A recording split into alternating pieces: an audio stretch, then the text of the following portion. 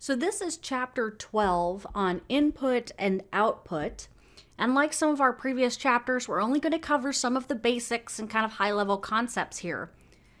So up until now, we've introduced the architecture of a computer, right? We've discussed how performance can be measured and enhanced, and we've looked at memory systems. But what we haven't thought about, at least not intensely, is how data gets into and out of the computer and how data is moved around within the computer. Before computers can process and store information, they have to read it from the world outside. And similarly, computers have to be able to transfer information to external devices. So we'll now examine how data is moved into and out of a computer and how this data is distributed between the computer's functional parts by means of a family of buses. And we've talked about buses before. And we know that a computer isn't just this single monolith of silicon. It's made up of interconnected subsystems such as memory arrays, disk drives, video systems, and one or more processors. And each of these subsystems carries out specific tasks and has to have a method of communication with the other subsystems in the computer. So in this chapter, we're really interested in how both intra-system and extra-system communication takes place. And we're going to start by asking I/O, input-output, is it part of computer architecture or part of computer organization? And I/O largely belongs to computer organization because it's concerned with the means by which data is transferred from one place to another. But some architecture texts concentrate on the fine details of a processor's ISA or its internal organization and kind of trip lightly over buses and I/O. And so here, this chapter delves a little more deeply into I/O because its contribution to system performance is every bit as important as the CPU. And moreover, a study of I/O really includes important topics that are essential to an understanding of digital systems. So things like buffering, handshaking, and protocols, which you would get into in a more advanced class.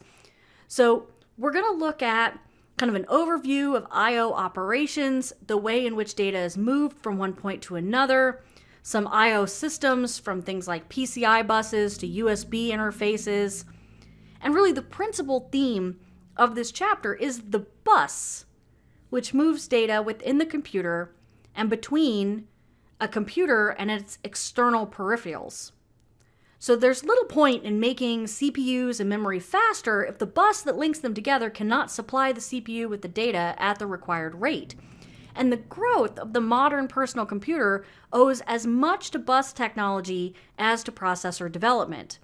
People like performance, but they buy functionality.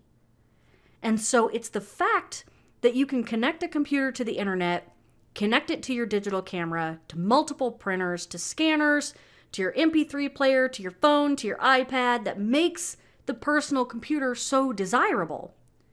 If you couldn't easily connect it to all of these external systems by one or more buses, the computer would forever remain a word processor, a database engine, a games machine, and not the powerhouse of work and play that we have right now.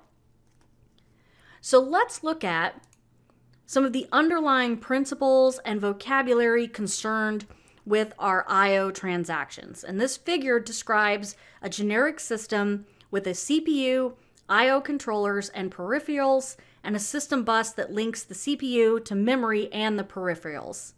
Now, this word peripheral, which I have a terrible time saying, appears twice, right, in the figure, right? Twice. Because it's used to both describe an external device, like a printer or a mouse, something that's connected to the computer, and to describe the controller that provides an appropriate interface between the external peripheral and the CPU. So let's look at this next figure that provides us with kind of an alternative view of this computer system hierarchy. The processor, or the CPU, and memory lie at the heart of this system. The peripheral interfaces connecting the processor and its memory are shown in two boxes, and one includes internal peripherals such as disk drives, and the other includes externals such as modems, printers, and scanners. There's no fundamental difference between internal and external peripherals. So an I/O controller can be, at best, thought of as a protocol converter. So it has to conform to both the needs of the computer's bus protocol and the needs of the external peripherals protocol, and it may convert between different data formats. So it might be changing voltage levels, encoding signals, converting parallel data to serial data, etc. I/O controllers can rival the CPU really in their complexity. So some computers employ special machine-level instructions and control signals to handle I/O transactions. So a hypothetical microprocessor might send a byte in register R3 to a disk drive called channel 5 by means of an instruction, and then a limited set of I/O instructions are incorporated, like in the instruction set of Intel's processors, allowing members of like that 8080 and 8086 families to transfer data between a register and an 8-bit port. So processors with dedicated I/O instructions use the address bus to define a data port to which data is sent in a write cycle and from which data is obtained in a read cycle. So these kinds of processors, they're said to have both memory space and I/O space. So dedicated I/O architectures, such as those provided by the 8080, require specific hardware and consume instruction space, and each instruction that performs an I/O operation could be doing something else. So let's look at a concept here about memory-mapped peripherals. So since microprocessors don't require I/O facilities because there's no fundamental difference between an I/O transaction and memory access, outputting a word to a peripheral is exactly the same as storing that word in memory. And getting a word from a peripheral is exactly the same as reading the word from memory. So we can treat I/O transactions as memory accesses, and we call this memory-mapped I/O. Now, this doesn't mean that we can forget about I/O because it's just like accessing memory, since the processes of random access memory are radically different from the properties of typical I/O systems. When implementing I/O structures, we have to take into account the characteristics of the I/O devices themselves. So, for example, when writing to a file to a disk drive, you may have to send a new byte of data every few microseconds. So let's take a look at this figure here. This shows what a typical memory-mapped I/O port, like a peripheral interface chip, would look like to the processor. So to the host CPU, this peripheral appears as the sequence of consecutive memory locations. And so we can see this here in the figure. The left-hand side of the peripheral interface chip, right, which was over here shaded in gray, looks exactly like a memory element as far as the CPU is concerned. The other half of the chip, right, so if we look at this in blue, is the peripheral side that performs the specific operations required by the interface. So, for example, like our disk controller interface might seek a particular sector, or a serial interface chip might convert a byte into a sequence of pulses that can be transmitted over a single wire. So the peripheral interface chip is connected to the peripheral proper, like the disk drive, the mouse, the keyboard, or the printer. Now, not all peripheral interface devices adopt the addressing model that we saw in that previous figure, in figure 12.4, with uniquely addressable registers. We can observe that the command and data to peripheral registers are write only and the status and data from peripheral registers are read-only. So consequently, a single address line can distinguish between two pairs of registers. So we have the command and status pair and the data in and data out pair. So in this case, the processor's read and write signals distinguish between the read-only and write-only registers. So this table at the top shows us this register addressing scheme. The peripheral provides 4 internal registers, but the processor sees only 2 unique locations. And so in this case, the CPU's read-write output is used to select 1 or 2 pairs of registers. And so looking at the figure 12.5 there, which emphasizes the way in which peripheral register space can be divided into read-only and write-only regions. So you may wonder why semiconductor designers try to reduce the number of uniquely addressable registers. And really the reason is simple. It takes n address lines to uniquely address 2 to the n registers. So by reducing the number of uniquely addressed registers, it means that fewer pins or connections to the peripheral are required.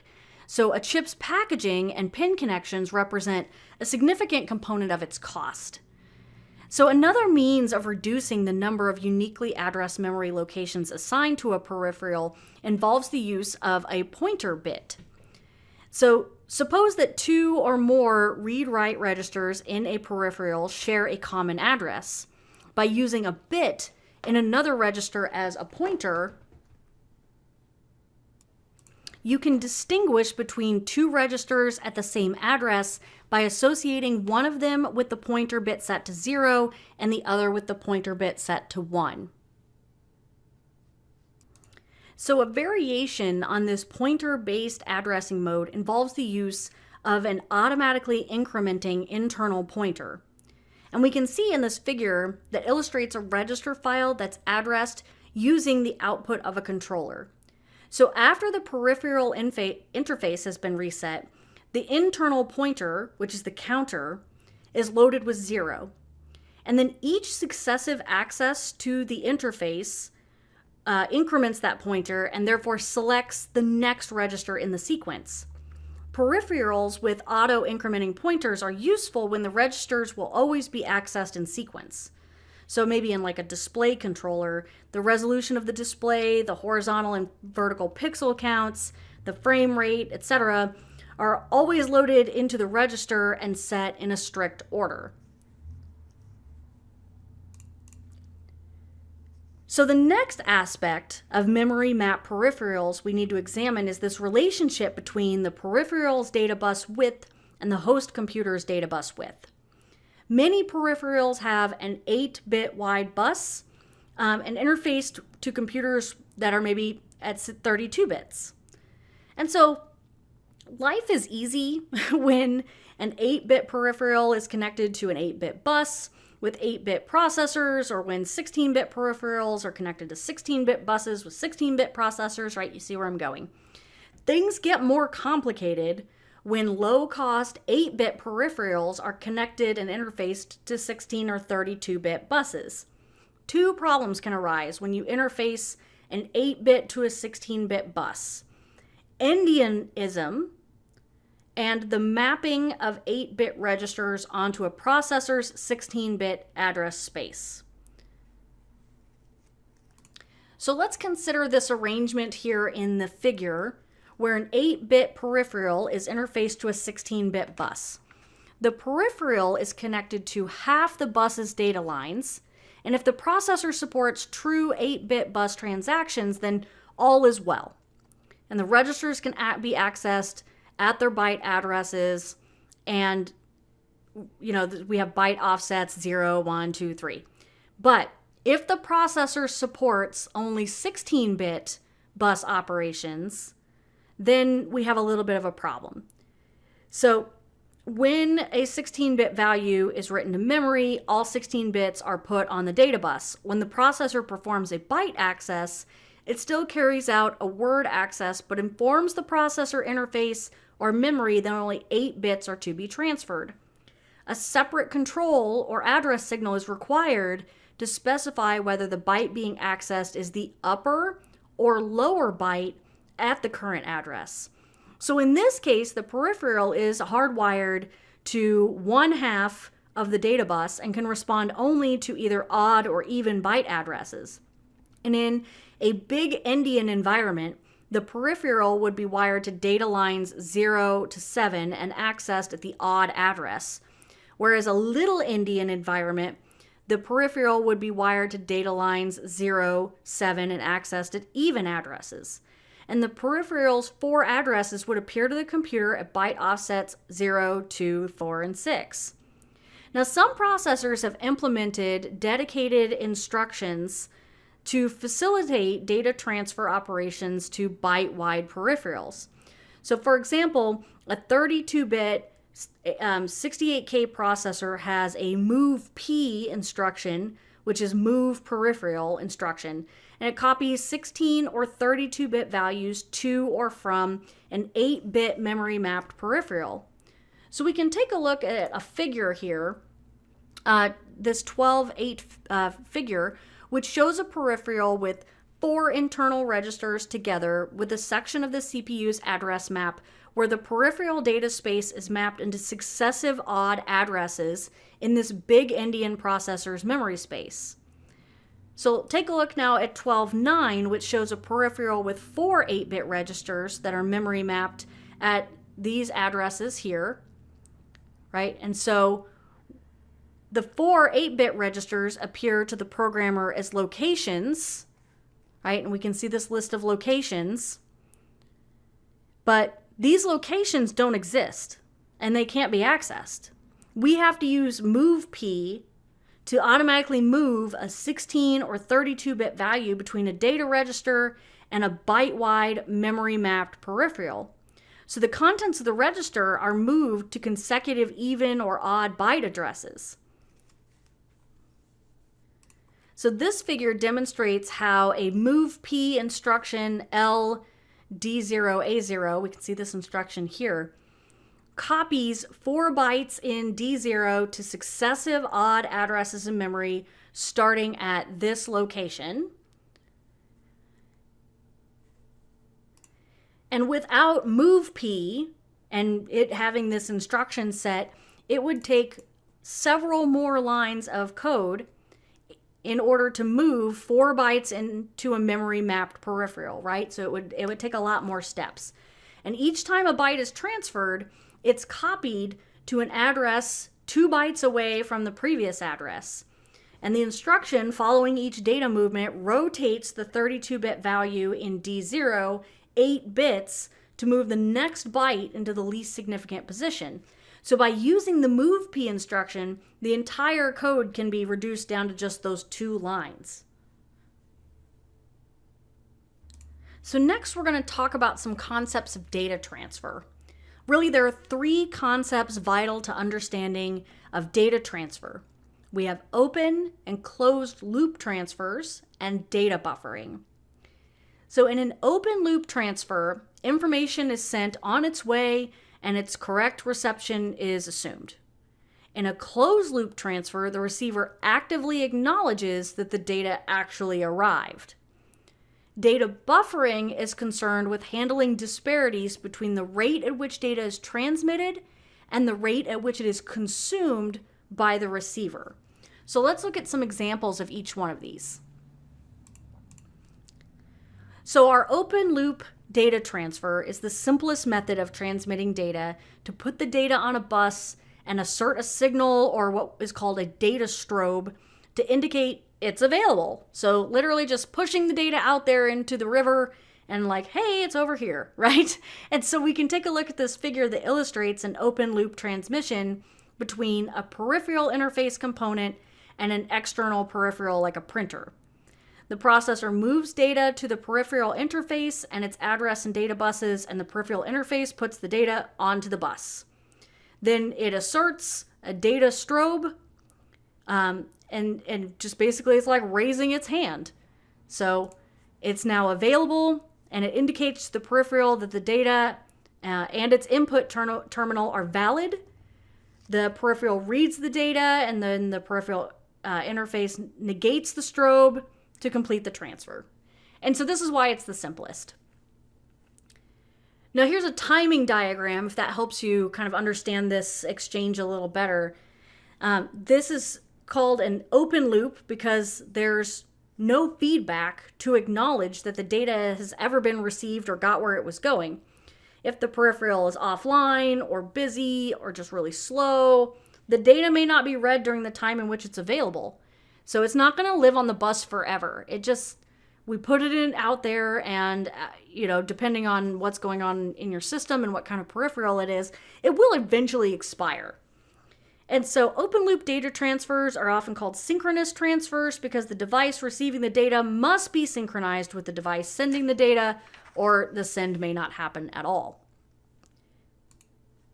So closed loop data transfers means that the device receiving the data actually has to return some kind of acknowledgement to the sender to close the loop.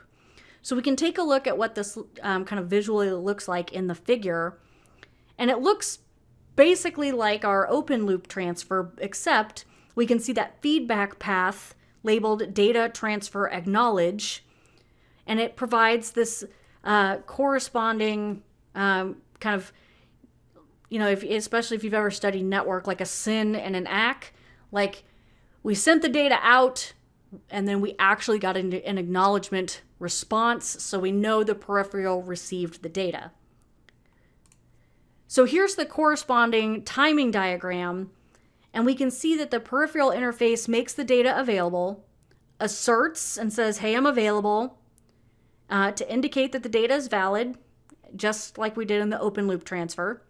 Then the peripheral receiving the data sees that assertion, reads the data, and then the peripheral asserts an acknowledgement to inform the interface the data has been accepted. The data deasserts or negates the original activation to complete the data exchange. So the sequence of events, it's known as handshaking. Now, handshaking supports slow peripherals because the transfer is literally held up until the peripheral indicates the readiness by asserting its ACK. And so if you do have like maybe older peripherals, you're working on that 8-bit bus, there's some kind of slow connection, then we can definitely, we know the data is going to get there, and that it's not just going to die in the bus. Now, buffering data, like I said, is a little bit different. So when data is transmitted over a bus, you either have to use it immediately while it's valid, or capture it and put it in a memory device. So if we take a look at this figure, it illustrates 3 input circuits that might be used in a peripheral. And the circuit here is reading in the instantaneous values on data inputs I0 to I3. So that's the current data values are read, and it's necessary for the transmitter to maintain the data values while they're being used. And if we have such a simple input mechanism, then it's rarely implemented because it's difficult to guarantee that the data will be stable for the time it's needed. So this figure illustrates a single buffered or latched input. So when we have the inputs, they're connected to D flip-flops, and when the data is to be read, the flip-flops are latched and the input is captured. So in this arrangement, the only requirement is that the input data be valid for whatever your T seconds are before it's latched, and then held for whatever your T hold seconds are following the clock. And those are just fundamental parameters of a latch. Now, a single buffered input captures and holds it until the next time the latches are clocked. So what happens if the rate at which data is arriving is close to the rate at which data is being read from the input latches? So suppose we have new input data that arrives every T input seconds, and the peripheral reads the data every T cycle seconds, and if T cycle is less than T input, well, then all's well. But suppose that the peripheral can't read data for a short amount of time, So like a disk drive may have to perform a new seek or a thermal recalibration operation. And in this case, the incoming data is not going to be read before the next sample arrived. And so it's going to be lost. So a single buffered input cannot be used reliably in situations where the rate of arrival could actually exceed the rate of removal. So this next figure provides us with a solution to the problem. When new data arrives before the previous value has been read, how do we handle that? So initially, incoming data is latched exactly as it was in the previous example. However, the data in the input latches is then copied to a second set of latches. These are called output latches, where it's buffered for a second time.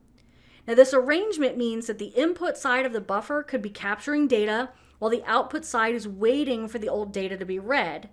So of course, if this arrangement's going to fail if 3 data elements arrive in quick succession. And so we look at this figure 17 that gives a timing diagram for this doubled buffered input system. The input arrives at fixed time intervals.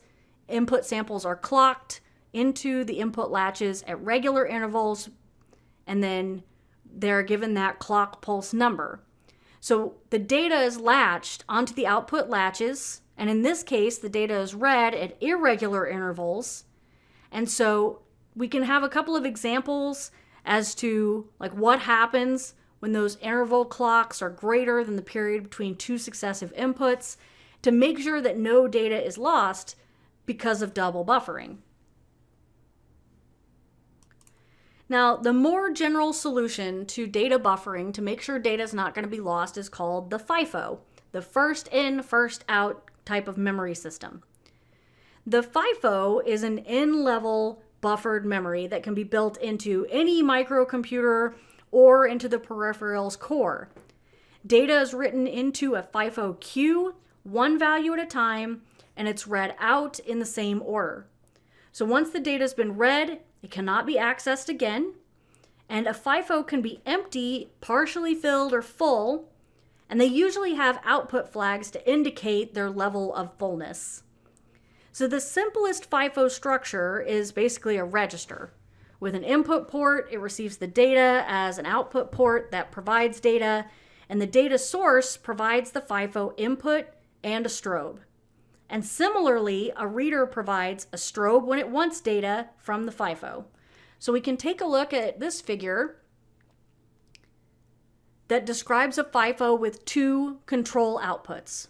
Full indicates no more data can be accepted, right? We're full.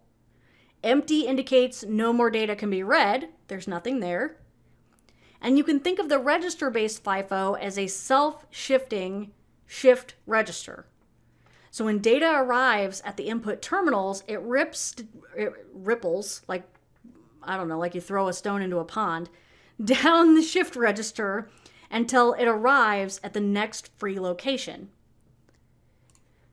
So looking at this figure that demonstrates a 10-stage FIFO, initially the FIFO contains data values 3, 9, and 7, where 7 is the oldest data element in the FIFO and 3 is the newest. So what happens is the value 8 is written into the FIFO, and then the value 6 is written, and each new value ripples through from the input and joins the back of the queue. And then when a read takes place, the value 7 is removed from the FIFO, and then at this stage, all data elements move one place to the right, and then the sequence continues with another write, a read operation, until there's nothing more in the FIFO. Now, there's a lot going on here in Chapter 12 about inputs and outputs, and again, we're just wanting to conceptually understand how data moves around and not get into the heavy technical detail. So we're going to jump ahead to section 12.5 so we can talk about the bus, right? And so really the bus is a family of buses that are essential to the operation and performance of modern computers. The term bus really is a contraction of the Latin word omnibus, which means for all. And so a bus behaves like a highway in that it's used by multiple devices, and in a computer, all of the devices that wish to communicate with each other have to use a bus. So we'll begin our discussion with high-speed internal buses found inside the computer before we introduce the family of serial buses that connect the computer to things like external devices like printers. So we'll start with this figure that we're looking at here that illustrates the organization of a computer with 3 buses. The system bus is made up of the address, data, and control paths from the CPU. Memory and memory-mapped I/O devices are connected to this bus. And such a bus has to be able to operate at the speed of the fastest device connected to it, which is normally the main store. The system bus demonstrates that a one-size-fits-all approach does not apply to computer design because it would be hopelessly cost ineffective to interface low-cost, low-speed peripherals connected to a high-speed bus. And so later, we'll talk a little bit about how low-cost buses arose because of the need to connect low-cost peripherals, but for right now, we're just going to talk about this high speed. In systems with more than one CPU, or at least more than one device that can initiate data transfer actions like a CPU, the bus has to decide which of the devices that want to access the bus should be granted access to it. So this mechanism is called arbitration, and it's a key feature of modern system buses. And so we'll look at some principles governing arbitration and the way in which buses implement this. So a device can take control of the system bus and is called the bus master. Now, I really wish it was called the bus driver, but I suppose that would be confusing since driver is its own term. But a device that's the bus master can only respond to a transaction initiated by a remote bus master, and in that case, that's called a bus slave. Now, I know we're trying to get away from this kind of terminology, this master-slave terminology in computer science. Please, if someone is going to update these terms, by all means do so. But until the industry accepts them, this is where we are. So, in this figure here that we're looking at, 31, the CPU is a bus master and the memory system is a bus slave. One of the I/O ports has been labeled bus master because it can control the bus. And then the other peripheral is labeled bus slave because it can respond only to read or write accesses. Now this connection between the disk drive and its controller is also labeled bus because it represents a specialized and highly dedicated example of the bus. The CPU is shown in the box with the memory and a local bus, and some computer systems are arranged so that the CPU is directly connected to a memory system on the same card via a local bus. And this arrangement means that the CPU does not have to access the system bus for all of its data. So we've pointed out that the reasons for the rise of the personal computer is the ease by which it can interface to systems as diverse as the high-speed disk, and then things like video cameras, keyboards, and mice. So consequently, we'll cover some of these peripheral buses in a little bit, but let's look at bus structures and topologies. So a simple bus structure is best illustrated by the CPU plus memory plus local bus. And so that's what we see here in this figure 1232. The address bus, data bus, and control bus are often lumped together, and the whole structure is just called the bus. So only one device at a time can put data on the data bus, and a simple structure like this can be found in many microcontrollers and first-generation microcomputers. Data is transferred between CPU and memory or peripherals such as input-output devices and disk systems, and the CPU may be the permanent bus master, and only the CPU can put data on the bus or invite memory or peripherals to supply data to the bus. Note here that a bus master may not necessarily use the data bus itself. It may take control of the bus on behalf of some other agent, and we can take a look in this figure here that kind of demonstrates, again, the subdivision of a bus units an address bus that specifies a location in memory that has to be read from or written to, a data bus that copies data from one point in the system to another, and a control bus. So the term control bus is a little ambiguous because sometimes the control bus refers to the signals that control the flow of information during a read or write cycle.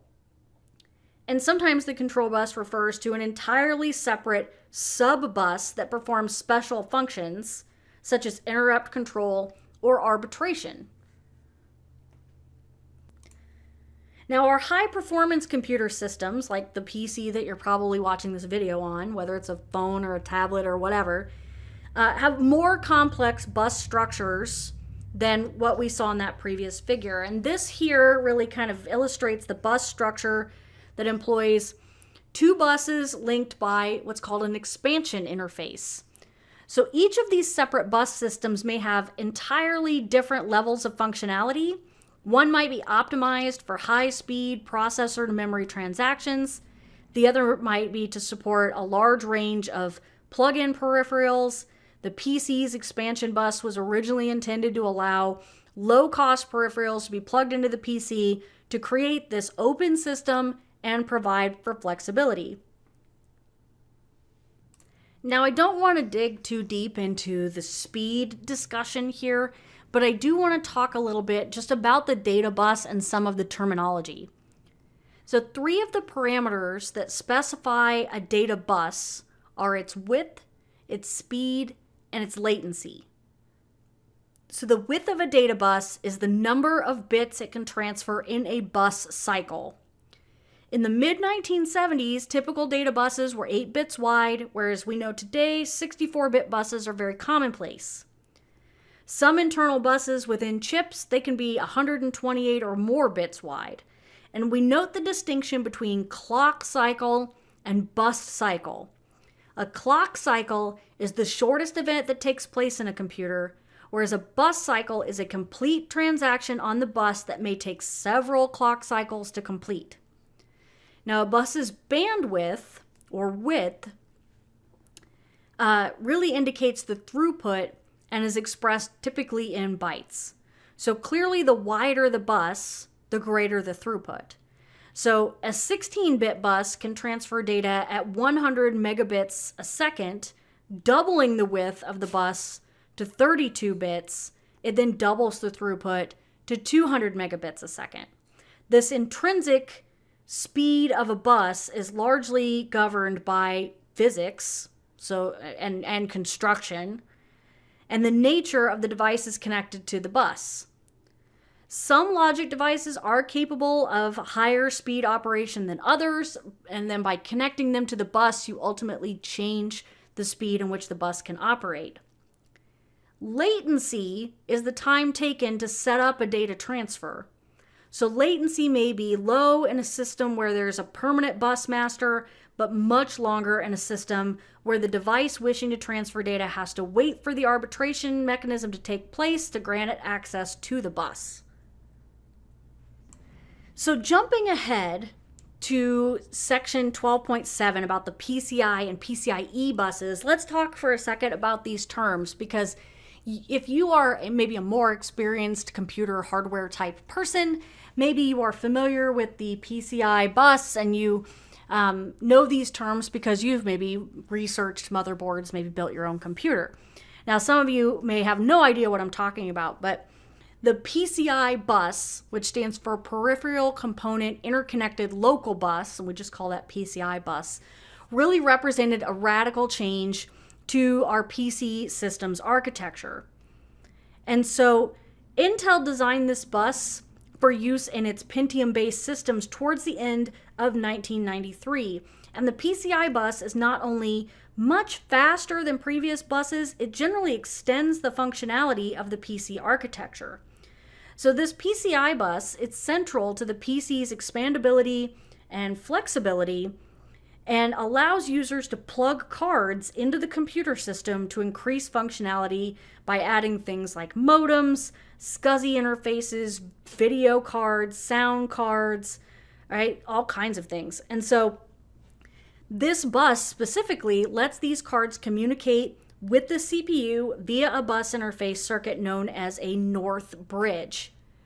So this north bridge bus interface circuits have really become collectively known as a chipset. And so if you are researching motherboards and you see this, like it's, gives you a specific chipset name and says it uses this chipset, that's what we're talking about. And all PCIs, all PCs with PCI buses require a chipset. And that really is because of where the control and access of everything comes from. So the PCI is called a local bus to contrast it with these other buses that we've been talking about, the address, data, and control signals from the CPU itself. Connecting systems directly to the CPU provides the fastest data transfer rates, and a bus connected directly to a CPU is called a front-side bus. Now, PCI Bus supports what we call plug-and-play capabilities, in which you take a PCI card and you plug it into the computer, and it's just automatically configured at power up. Resources such as interrupt requests are assigned, and plug-and-play cards it's basically transparent to the user on everything that goes on in the chipset in order to support this device that did not come with your computer and is made by just about any manufacturer, right? Like you could just buy it and put it in your computer and it just works. Now those original, like version 1 PCI buses, they operated at a 33 megahertz clock and supported a 32-bit and sometimes 64-bit data bus. We now have PCI version 2.1, which is supporting a 66 megahertz clock. Now, the PCI bus is connected to the PC system by means of a single chip called a PCI bridge, and to other buses via what's called a second bridge. So this arrangement means that a PC with a PCI bus can still support like an older ISA bus, and today the ISA bus is basically obsolete and the PCI bus has replaced it, and then now we've replaced that again with the PCI Express bus. So if we take a look at this figure, this kind of illustrates the relationship between the PCI bus, the bridge, processor, memory, peripherals.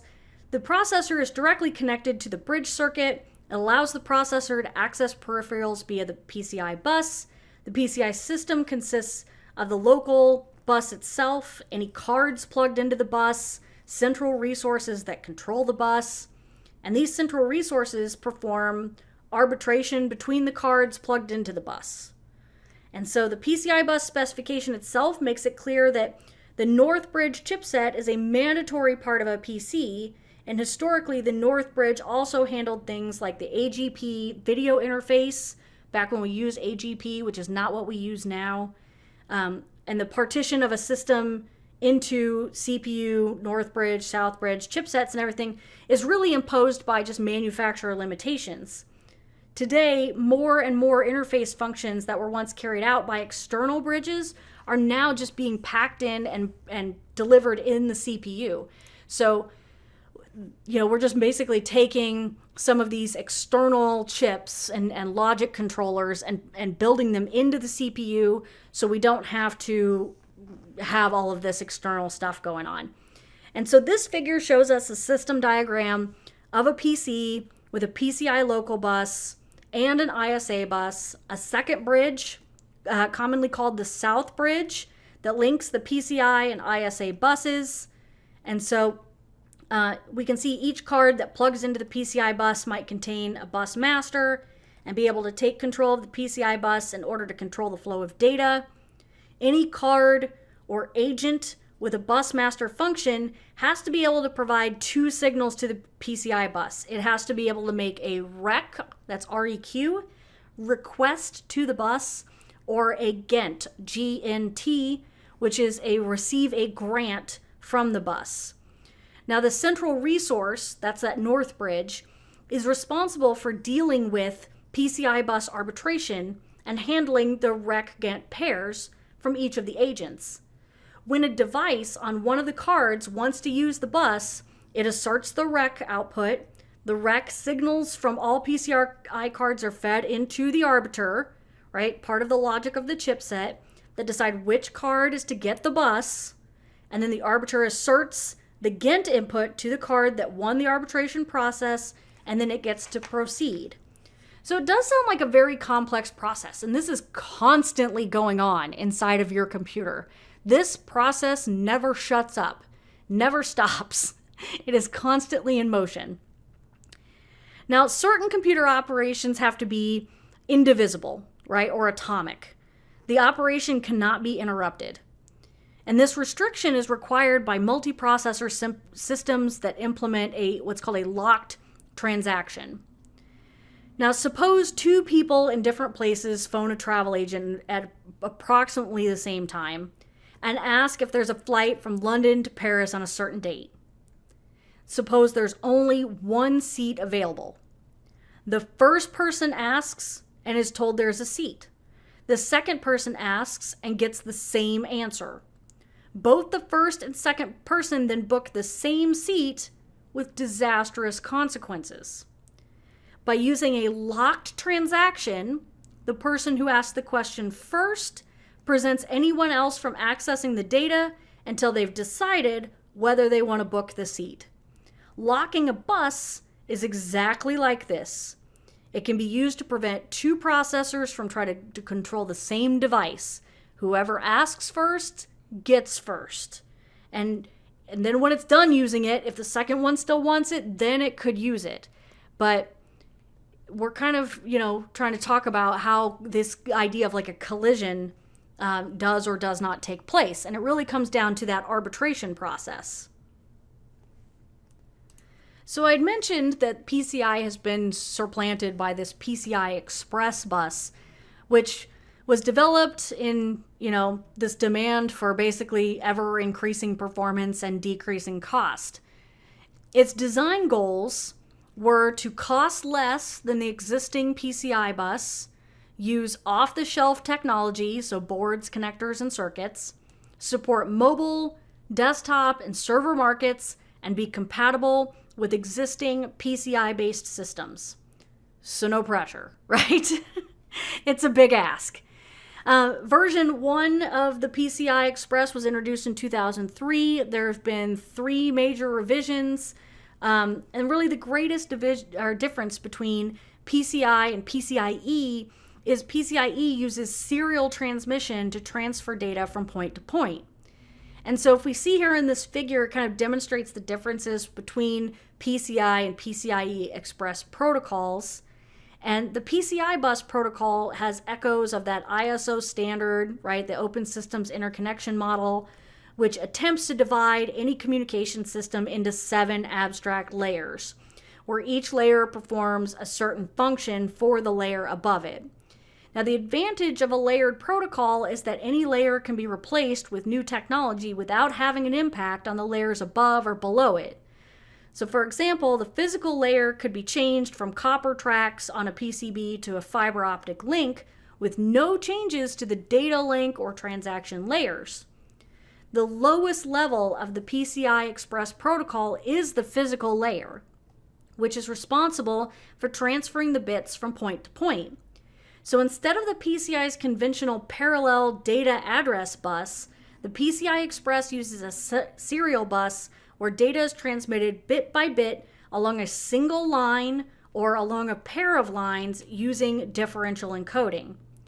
A particularly interesting aspect of PCIe is that 2 serial data paths are provided, one for each data direction, so it can read and write to the bus simultaneously and support what we call full duplex operation. These 2 signal paths are collectively together called a lane, and it's possible to implement multiple lanes. So performance scales linearly with lane numbers, so you could have an X1 bus, an X2 bus, a 4X bus, an 8X bus, right? And so a single lane supports a peak data rate of 250 megabytes a second in each direction.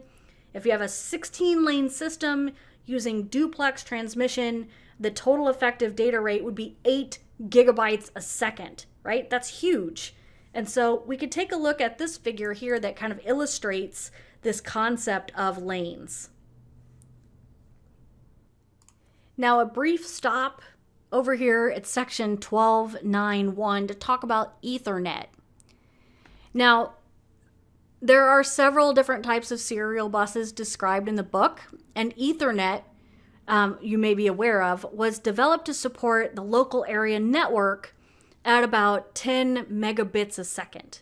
And Ethernet really dates back to like 1978, and actually has an IEEE standard number now. But it is the standard for low-cost local area networks operating between 100 megabits a second or 1 gigabits a second. And in an Ethernet, all devices are connected to a single cable. No special control lines are required. We have a device known as a node that can transmit serial data onto the common bus that's connected to all other devices. And the Ethernet transmission cable, which is now available in 4 different versions, is really the same concept that we've been talking about when we talk about buses. So I don't want to dig into this networking stuff too much. I just wanted to point out, why Ethernet is in the book. When we talk about buses, because it is the same type of kind of technology to think about that we use in our computer networking every day. Same with USB, found here in section 12.9.3. There are 2 factors I really would say that contributed most to the success of the personal digital revolution. That kind of encompasses desktop computers, laptops, notebooks, MP3 players, digital cameras, cellular phones. Those 2 things, right? They're flash memory and universal serial bus. Without those 2 things, I don't think we'd have all of the really cool stuff that we have right now in this personal digital revolution. And so the USB, we talked about flash memory and basically how that works, but the universal serial bus, it's right there in the name, was devised by a consortium of companies that later established this standard interface. And essentially, a USB bus uses low-cost connectors and cabling to connect a computer to a range of peripherals from mice to keyboards, printers, scanners, memory devices, external hard drives, pen drives, right, those little flash memory sticks. And so the book also talks a little bit about FireWire, which USB was basically developed as an answer to FireWire, which was Apple's proprietary data transfer system. And so this is also kind of an example of a bus. And the book talks a little bit about, the different generations of USB starting in the mid-1990s and then moving forward to today, as well as talking about the different types of USB connectors. You've probably seen these before. The type A, the mini A, the micro A, right? Kind of look like this. Some people know it as the long one, the square one, the small one, and then the small one that actually doesn't flip around so much, right? USB-C. Yeah, I know there's that, the quantum mechanics joke about, there's no right way to put a USB in. No matter which way you put it in will always be wrong. You flip it, it's wrong. You flip it back, it's right. So that basically wraps up this chapter on input and output and talking about buses. And, the subject of input and output kind of all too often is neglected in favor of more glamorous topics like processors and instruction set architectures. But hopefully you understand that without high-level connectivity of today's computers, we would not have seen this growth in personal computing and in the devices that we have access to and in the way that we can interface with all of these different devices. Modern computing is built on 3 pillars: low cost, low power, high performance. And that gives us things like processors, flash memory, interconnectivity, things like USB and Wi-Fi. And so In this chapter, I really wanted to just give you an introduction to some core concepts of input and output activities, buffering data, handshaking, strategies by which information is moved into and out of a computer, some of these different types of I/O processes and data direct memory access type processes that take place.